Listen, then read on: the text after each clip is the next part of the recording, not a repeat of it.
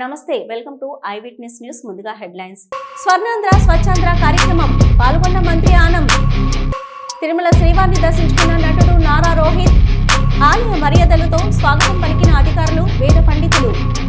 స్వర్ణాంధ్ర స్వచ్ఛాంధ్ర కార్యక్రమంలో భాగంగా ఆత్మకూరు ఆంజనేయ స్వామి గుడి సమీపంలోని మున్సిపల్ డంపింగ్ యార్డును మంత్రి ఆనం రామనారాయణ రెడ్డి శనివారం పరిశీలించారు. మొత్తం జిల్లా అంతా మీకే ఉందా?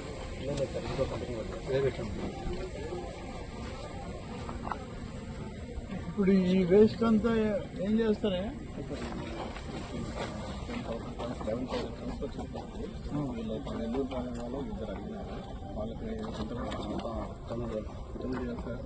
Soil filling okay, soil filling వాళ్ళు అడిగితే ఫ్రీగా పంపించారు. ఫ్రీ అంటే మనకు RDF ఎవరైనా అడిగితే ఫ్రీగా 5 కిలోమీటర్స్ రేడియస్లో ఫ్రీగా ఎవరికైనా ఫ్రీగా ఇచ్చేస్తారు. అడిగితే ఇప్పుడు ఇది ఇక్కడ నుంచి షిఫ్ట్ అవ్వడానికి ఎంత టైం పడుతుంది? కావాల్సింది ఏరియా వెకేట్ కావాలి. దానికన్నా స్పీడప్ చేసింది మనం. ఎందుకంటే మన పక్కన గర్ల్స్ హాస్టల్స్, రెసిడెన్షియల్ స్కూల్స్ ఉన్నాయి ఇక్కడ. అప్పుడంటే మన అవి లేవు, ఇవి పెట్టుకున్నారు, జరిగిపోయింది. రోడ్డు సిస్టమ్ కమ్యూనికేషన్ వచ్చాక అంత పక్కనే వాళ్ళు ఉన్నప్పుడు మళ్ళీ ఇది సాయిల్ అంతా ఇదయ్యి మళ్ళీ అక్కడ పొల్యూషన్ వచ్చి వాటర్ లెవెల్స్లో ఇబ్బంది జరగకూడదు. మనం వైరల్ వచ్చినప్పుడే మనం సఫర్ అయ్యాం. మళ్ళీ అక్కడ రాకూడదు. మంట పెట్టినా కూడా ప్లాస్టిక్ అంతా ఈ పొగ అంతా రావడం ఇక్కడ మనకి ఇక్కడ ఈ బిల్డింగ్ రెస్ట్రేస్ట్లో ఎవరైనా బయట వాళ్ళు వచ్చారు, అందుకే మనం సెక్యూరిటీ కూడా బయట కానీ మీకు సెక్యూరిటీ చేయండి. బట్ ఇదంతా నాకు షిఫ్ట్ అవ్వడానికి మీరు ఎంత టైం దానికి చెప్పండి. ఫ్రెష్ ఇక్కడ లేదు. ఫ్రెష్ ఎక్కడికి పెట్టారు?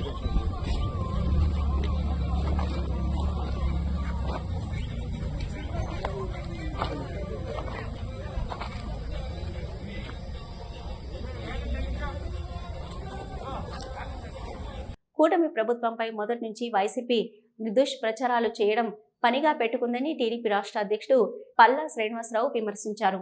ప్రధాని మోదీ సభ విజయవంతంపై హర్షం వ్యక్తం చేశారు. ప్రధానమంత్రి గారి మీటింగ్ ఎంత సక్సెస్ అయిందంటే దానికి ప్రధానంగా ఇక్కడ ఉన్నటువంటి ప్రజానికం, అలాగే మా నాయకుల యొక్క, మా ఉమ్మడి పార్టీ నాయకుల యొక్క సహకారం, మా శాసనసభ్యులందరూ కూడా కలిసికట్టుగా చేసినటువంటి ప్రయత్నం, మా మంత్రివర్యులు చేసినటువంటి ప్రయత్నం అని చెప్పి ఈ సందర్భంగా తెలియజేస్తున్నా. నరేంద్ర మోడీ గారు సభ ఏదైతే సూపర్ GST, సూపర్ సేవింగ్స్ అనే నామకరణం చేసి పెట్టుకున్నామో, ఈ రాష్ట్ర ముఖ్యమంత్రి గారు అయినటువంటి అనుభవమైనటువంటి నాయకులు చంద్రబాబు నాయుడు గారి ఆధ్వర్యంలో, అలాగే అటు పవన్ కళ్యాణ్ గారి సహకారంతో, రాష్ట్ర బీజేపీ నాయకుల యొక్క సహకారంతో మనం ఘన విజయంగా జరుపుకున్నాం.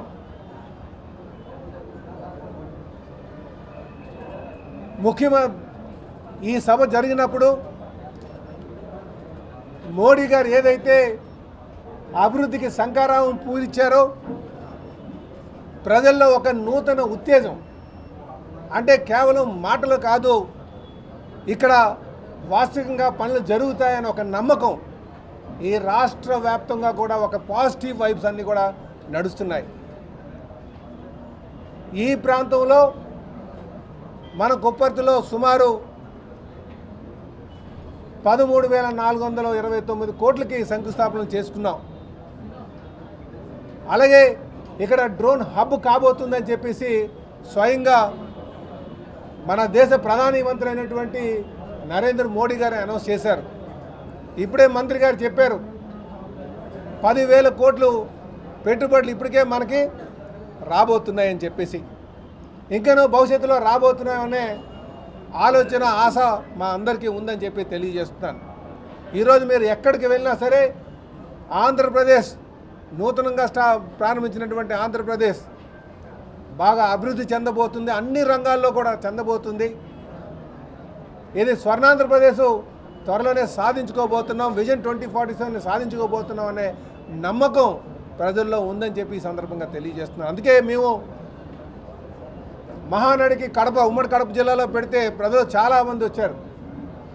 సూపర్ సిక్స్ సూపర్ సక్సెస్ అని మేము పెట్టుకుంటే ఆ ఉమ్మడి అనంతపురంలో ప్రజలు ఆదరించారు. ఈరోజు ఇంకా చాలా ఆనందంగా ప్రజలు వచ్చి దానికి నీరాజనం పట్టారు. కనుక డబుల్ ఇంజనీర్ సర్కార్ అంటే కేవలం మాటలు కాదు, ఇది చేతలు ఉన్నటువంటి ప్రభుత్వం అని చెప్పేసి ప్రజలందరూ కూడా భావిస్తున్నారని చెప్పి సందర్భంగా తెలియజేస్తున్నాం. కాదు, మీకు దేశంలో అనౌన్స్ చేసినటువంటి 14 ఇండస్ట్రియల్ కారిడార్లో ఒక కారిడార్ ఇక్కడ అనౌన్స్ చేశారంటే మీరు ఏమి కాలేదంటే ఏం చెప్తాం? 14 పెద్ద ఇండస్ట్రియల్ కారిడార్, దీంట్లో 14, దాంతో పాటు 13. విశాఖ స్టీల్ ప్లాంట్ ప్రైవేటీకరణను అడ్డుకుంటామని జగన్ చెప్పడం విడ్డూరంగా ఉందని మంత్రి సత్యకుమార్ ఎద్దేవా చేశారు. ట్రిపుల్ విధానంలో వైద్య కళాశాల నిర్మాణాన్ని తప్పుపట్టడం సరికాదన్నారు. గుంటూరు జిల్లా చినకాకానిలో బీజేపీ రాష్ట్ర అధ్యక్షుడు మాధవ సారథ్యంలో నిర్వహించిన మీడియా ప్యానలిస్టుల సమావేశంలో సత్యకుమార్ పాల్గొన్నారు. మేరకు మౌలిక సదుపాయాల కల్పన జరిగిందో, ఏ మేరకు ఎక్విప్మెంట్ తీసుకురావడం జరిగిందో, ఏ మేరకు బోధనా సిబ్బంది ఉందో దాని ప్రకారమే ఎన్ని సీట్లు ఇవ్వాలనే విషయాన్ని ఎన్ఎంసీ నిర్ధారిస్తుందని చెప్పి రివైజ్ గైడ్ లైన్స్ వచ్చాయి. దానికి ముందు 23 ముందు వాళ్ళు మొదలుపెట్టిన ఈ కళాశాలలో అందుకనే అరకొర వసతులతోనే కళాశాలను ప్రారంభించగలిగారు. దాని తర్వాత ఆ పరిస్థితులు మారిపోయాయి. ఎన్ఎంసీ మనం వచ్చిన కొత్తల్లో పులివెందుల అంటుంటారు, పులివెందుల కాలేజీ వద్దని ఎవరు రాయలే. మనం వచ్చినాం, ప్రభుత్వంలో అధికారంలోకి వస్తూనే national medical council commission inspection జరిగింది. ఆ ఇన్స్పెక్షన్ లో వాళ్ళు చాలా స్పష్టంగా చెప్పారు, ఈ డెఫిషియన్సీస్ ఉన్నాయి. ఇది ఇన్ఫ్రాస్ట్రక్చర్ డెఫిషియన్సీ మిగతా 3 కళాశాలలో, అది మార్కాపురము, ఆదోని, మదనపల్లి, 3 ఇన్ఫ్రాస్ట్రక్చర్ డెఫిషియన్సీస్ ఉన్నాయి, ఇక్కడ మొదలు పెట్టడం సాధ్యం కాదు స్పష్టంగా చెప్పేసింది. పులివెందులలో మరి మౌలిక సదుపాయాల కల్పన జరిగింది కదా, దాదాపు 77% భవనాల నిర్మాణం జరిగింది కదా. అయినా వాళ్ళు చెప్పారు దీనిలో భవన నిర్మాణం జరిగింది కానీ అమ్మాయిలు ఉండడానికి హాస్టల్ వసతి లేదు, అబ్బాయిలు ఉండడానికి హాస్టల్ వసతి లేదు. ఇది అన్నిటికన్నా ప్రధానంగా 48% బోధనా సిబ్బంది డెఫిషియన్సీ ఉంది. దాని కారణంగా నిన్ను ఇవ్వలేము. కానీ మీరు ఒక నెల రోజుల లోపల ఏమన్నా వీటిని అన్ని పూర్తి చేయగలరా, భవనాలు పూర్తి చేయగలరా, లేదా కావలసిన బోధనా సిబ్బందిని నియమించుకోగలరా, అండర్టేకింగ్ ఇవ్వగలరా అంటే ఒక నెల రోజుల్లో 4 సంవత్సరాలు వాళ్ళు చేయని పని మన దగ్గర అల్లావుద్దీన్ అద్భుతం లేదు, చేయలేము, అవకాశం లేదు, కొంచెం సమయం కావాలన్నా అయితే ఇవ్వలేని సంవత్సరానికి అనుమతి నిరాకరించేశారు. పాడేరు ఆ సంవత్సరం ఎందుకు ఇచ్చారంటే సెంట్రల్ స్పాన్సర్ స్కీమ్ కింద ఈ 3 కళాశాలలు నేను చెప్పిన పాడేరు, మచిలీపట్నం, ఇప్పుడు పిడుగురాళ్ళ, వీటి మీదే మౌలిక సదుపాయాల కల్పన మీద ఎక్కువ ఖర్చు పెట్టడం జరిగింది. ఎందుకంటే వీటికి 3 కూడా కేంద్ర ప్రభుత్వం గ్రాంట్ రూపంలో నిధులు ఇచ్చింది కాబట్టి వీటిని పూర్తి చేశారు. మిగతా కాలాలను పూర్తిగా విస్మరించేశారు. ఈ నేపథ్యంలో వీటిని పూర్తి చేయాలంటే మనం పీపీపీ మోడ్లోకి వెళ్లాల్సిన పరిస్థితి. మనం ఒక్కటే కాదు, అనేక రాష్ట్రాల్లో, గుజరాత్లో, యూపీలో, జార్ఖండ్లో, ఒడిశాలో ఈ పీపీపీ మోడల్లోనే నిర్మాణాలు జరుగుతున్నాయి. దీని ఉద్దేశం ఏంటంటే ఇవాళ కొత్తగా నేను చెప్పినట్టుగా ఈ 10 కళాశాలలకి 4,955 కోట్లు అంటే వాళ్ళు పెట్టిన ఖర్చు వాళ్ళు పెట్టిన 631, మనం పెట్టిన 403 కోట్లు కలిపి మొత్తం 1010 కోట్ల లోపలే వస్తుంది. మిగతావి కావాలి కదా, మిగతా 3,800 కోట్లు కావాలి కదా. ఆ 3,800 కోట్లు అంటే ఇవాళ ఆర్థిక పరిస్థితి పూర్తిగా రాష్ట్రాన్ని అప్పులు ఊబిలోకి నెట్టేసి ఒక ఆర్థిక విధ్వంసానికి పాల్పడి ప్రతి దానికి వెతుక్కోవాల్సిన పరిస్థితులు కల్పించి ₹1 కోటి దేని మీద ఖర్చు పెట్టాలంటే కూడా వెతుక్కునే పరిస్థితులు కల్పించి ఇవాళ మీరు ఇది పూర్తి చేసేయండి అన్నప్పుడు ఆ పరిస్థితులు లేవు. మీరేమో న్యూ ఆర్టీసీ కాలనీలో స్థానిక ఎమ్మెల్యే గద్దె రామ్మోహన్ రావుతో కలిసి స్వర్ణాంధ్ర స్వచ్ఛాంధ్ర కార్యక్రమంలో మంత్రి నారాయణ పాల్గొన్నారు. స్వర్ణాంధ్ర స్వచ్ఛాంధ్ర కార్యక్రమంలో భాగంగా ప్రజల చేత ప్రతిజ్ఞ చేయించారు.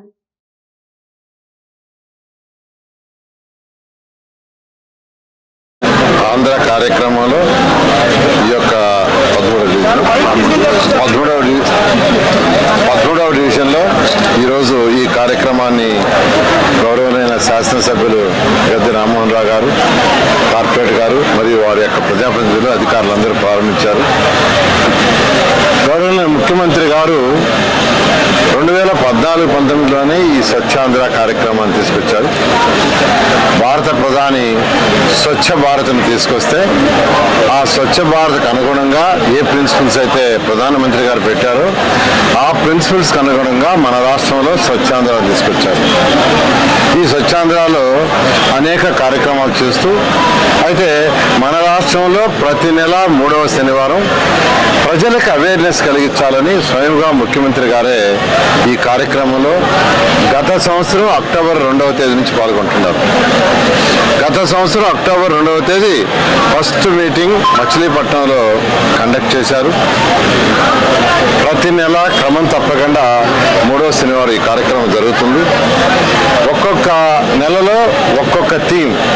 ఈ నెలలో అయితే క్లీన్ ఎయిర్ అంటే ప్రతి సంవత్సరం ఈ యొక్క గాలిలో ఏర్పడే అనేక పరిమాణాల వల్ల సుమారుగా 70 నుంచి 80 లక్షల మంది చనిపోతున్నారు ఊపిరితిత్తు వ్యాధులు వచ్చి. అందుకని యాక్చువల్గా ప్రజలకు అవేర్నెస్ కలిగించాలి. నిజమైన స్వచ్ఛాంధ్రాన్ని మనం సాధించాలంటే ప్రజల అవేర్నెస్ కావాలి. డెవలప్డ్ కంట్రీస్ తీసుకుంటే ఈరోజు జపాన్ కావచ్చు, సింగపూర్ కావచ్చు, రష్యా కావచ్చు, అక్కడ ప్రజల అవేర్నెస్ ఎక్కువ. అందువల్ల ప్రజల అవేర్నెస్ కలిగించాలని ముఖ్యమంత్రి గారు స్వయంగా టేకప్ చేశారు. ఆ నేపథ్యంలో ఈ యొక్క నెలలో క్లీన్ ఎయిర్ అంటే కాలుష్యం లేకుండా ఎయిర్ ఉంటే అనేక జబ్బులు తగ్గుతాయి. అది చేయాలంటే మనం చెట్లు పెంచాలి. పరిశ్రమల నుంచి వచ్చే యొక్క ఏదైతే కాలుష్యం ఉందో దాన్ని ప్రాపర్గా ట్రీట్ చేసి బయటికి పంపించాలి. తక్కువ డిస్టెన్స్ ఉంటే సైకిళ్ళల్లో నడిచిపోయేటట్టుగా. అదేవిధంగా గ్రీన్ ఎనర్జీకి ప్రతి ఒక్కరూ ప్రోత్సహించాలి. సోలారు, విండ్ ఎనర్జీ, సిఎన్జి ఇలాంటి అనేక కార్యక్రమాలను మనం ప్రోత్సహిస్తే ఖచ్చితంగా ఈ యొక్క క్లీన్ ఎయిర్ వస్తుంది. అందుకనే రాష్ట్ర ప్రభుత్వం కూడా ఈరోజు ప్రధానమంత్రి సూర్యగారు అనే దాన్ని ఎక్కువగా ప్రోత్సహించి ప్రతి ఇంటి మీద సోలార్ ప్యానెల్స్ పెట్టుకోండి, ఎలక్ట్రిసిటీ ప్రొడ్యూస్ అవుతుంది, దాని ద్వారా మీకు ఖర్చు ఉండదు, ఇంకా కూడా ఆదాయం వస్తుందనే విధంగా చేస్తూ, అదేవిధంగా ఎస్సీ ఎస్టీలకైతే పూర్తిగా సబ్సిడీ ఇచ్చారు. బీసీలకు కూడా ఒక 20,000 సబ్సిడీ ఇచ్చారు. ఈ విధంగా దాన్ని కూడా ప్రోత్సహిస్తారు. సో క్లీన్ ఎయిర్ అనే దాంట్లో ఈ సూర్యగారు అనేది కూడా ఒక అతి ముఖ్యమైనది. దాన్ని ప్రతి ఒక్కరూ ప్రోత్సహించాల్సిందిగా నేను రిక్వెస్ట్ చేస్తున్నాను. అయితే ఈ స్వచ్ఛాంధ్ర ఈ కార్యక్రమంలో ప్రజలు జనరల్గా ఏ మున్సిపాలిటీ అయినా పంచాయతీ అయినా ఎక్కడైనా కోరుకునేది ఏంటంటే స్వచ్ఛమైన నీరు తాగడానికి ఉండాలని. సాలిడ్ వేస్ట్ ప్రతిరోజు. తిరుపతిలో శుక్రవారం తెల్లవారుజామున చిరుతపులి సంచారం కలకలం రేపింది. అలిపిరి జూ పార్కు రోడ్డు సమీపంలో భక్తులకు కనిపించిన చిరుతను కారులో వెళ్తున్న వారు వీడియో తీసి సోషల్ మీడియాలో పోస్టు చేయడంతో ఈ విషయం వెలుగులోకి వచ్చింది.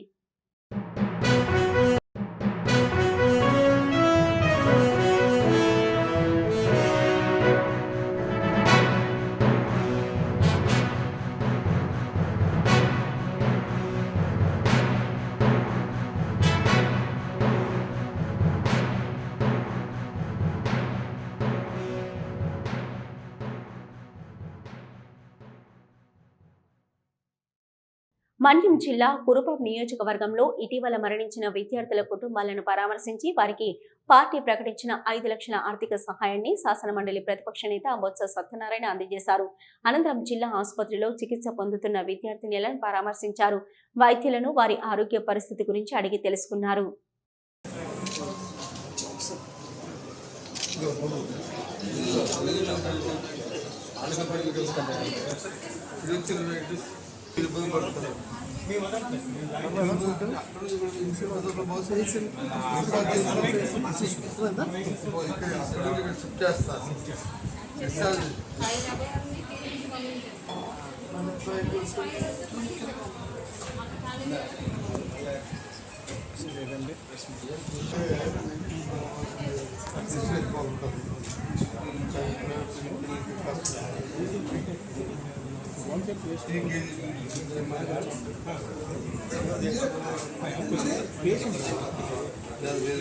ప్రధాని మోదీ బహిరంగ సభ ద్వారా కర్నూలు గురించి ప్రపంచానికి తెలిసిందని పరిశ్రమల మంత్రి టీజీ భరత్ తెలిపారు. ప్రధానిని కలిసి వినతి పత్రం ఇచ్చామని వైసీపీ నాయకులు సామాజిక మాధ్యమాల్లో దుష్ప్రచారాలు చేస్తున్నారని మండిపడ్డారు.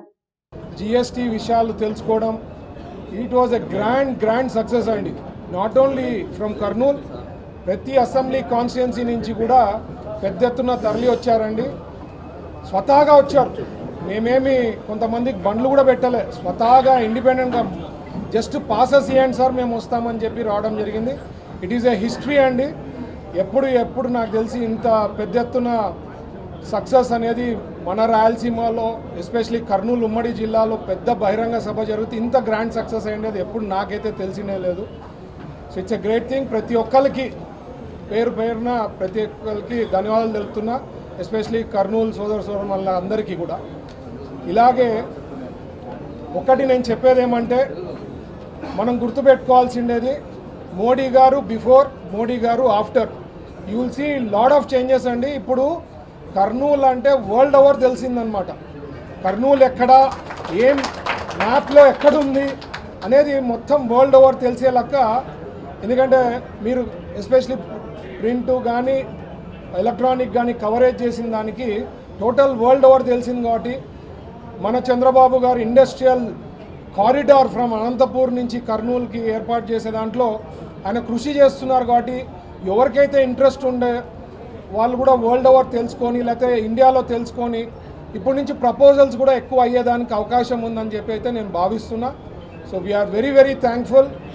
అది పర్ఫెక్ట్గా టైమ్లీ రావడం, జనాలు కూడా అందరికి అక్కడికి టైంకి చేరుకోవడం, ఎక్కడ ఇష్యూస్ లేకుండా.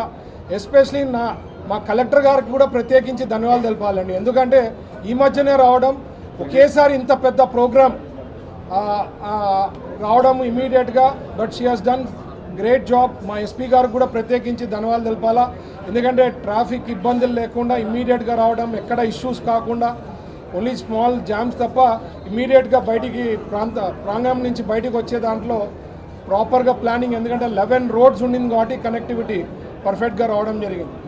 సో ఇదంతా అయితే ఈరోజు పొద్దున ప్రెస్లో చూసినా, కొన్ని సోషల్ మీడియాలో చూసా, నిన్న 3 వైఎస్ఆర్సీపీ వాళ్ళు రావడం జరిగిందంట. వాళ్ళు ఏదో రిప్రజెంటేషన్ ఇచ్చేశారంట, దానికి మోడీ గారు స్పందించారంట. అసలు వాళ్ళ పుట్టుకతోనే ఆ పార్టీ పుట్టింది అబద్ధంతో పుట్టింది. వాళ్ళు మాట్లాడేదే అబద్ధాలు. జీవితంలో వాళ్ళు ఒక్కసారైనా నిజం మాట్లాడాలి. నా దగ్గర ఫోటోగ్రాఫ్స్ ఉన్నాయి, మీకు కూడా షేర్ చేస్తా. ఒక్కరు కూడా రిప్రజెంటేషన్ ఇచ్చిండేది లేదండి. అక్కడ ఎస్పీజీ ఎంత క్లియర్ ఉందంటే, నేను కూడా ఒక రిప్రజెంటేషన్ తీసుకోపోయినా, ఇచ్చేకి లేదు అని చెప్పి SPG instructions. You have to follow some protocol.